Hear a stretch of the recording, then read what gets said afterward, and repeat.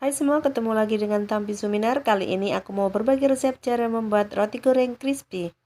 Adapun bahan-bahannya yang kita perlukan ada roti tawar, selai coklat, tepung panir, dan telur. Pertama akan kita siapkan telurnya dulu. Di sini saya menggunakan 2 butir telur. Kemudian akan kita kocok lepas.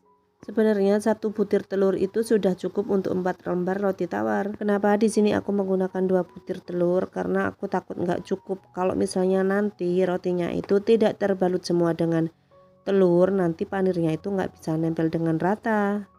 Kemudian kita akan menyiapkan roti tawarnya. Untuk membuat roti goreng crispy ini, di sini saya hanya akan menggunakan 4 lembar roti tawar. Untuk isiannya ini terserah selera kalian. Kalian boleh isi apa saja, boleh diisi dengan selai nanas, selai blueberry, selai coklat, atau dengan mesis. Atau bisa juga kita isi dengan keju parut, terserah kalian, sesuaikan selera atau bahan yang ada di rumah saja. Setelah kita isi dengan selai, kemudian kita tumpuk lagi roti di atasnya. Untuk isiannya ini sengaja aku banyakin karena memang anak-anak itu suka banget kalau roti diisi coklat. Untuk isiannya kalau bisa jangan sampai melebar ke samping ya teman-teman, nanti kalau kita goreng itu bakalan bocor. Roti goreng crispy ini enak banget loh teman-teman, rotinya itu lembut, terus ada kriuk-kriuknya gitu di luarnya, dan di dalamnya itu kan ada isi coklatnya gitu.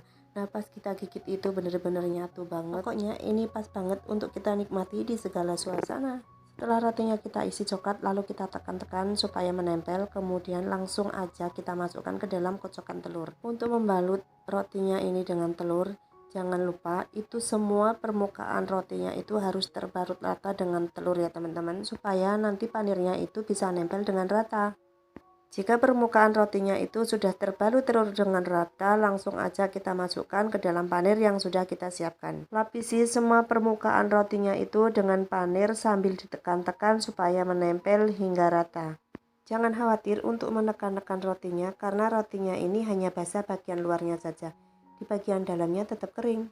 Jangan lupa di bagian pinggirnya juga harus terbalut dengan panir. Lalu goreng dalam minyak panas. Goreng hingga kecoklatan di kedua sisinya. Untuk menggoreng roti crispy ini jangan dibolak-balik ya teman-teman, cukup kita balikkan satu sisi saja supaya minyaknya tidak terlalu meresap. Nah, supaya untuk melihat rotinya itu sudah bisa dibalik atau belum, biasanya saat kita angkat rotinya itu lebih terasa kaku.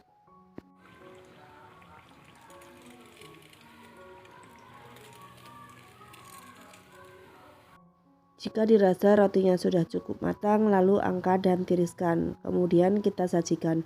Nah, untuk penyajian roti ini di atasnya bisa kita kasih topping lagi, misalnya kita kasih parutan keju.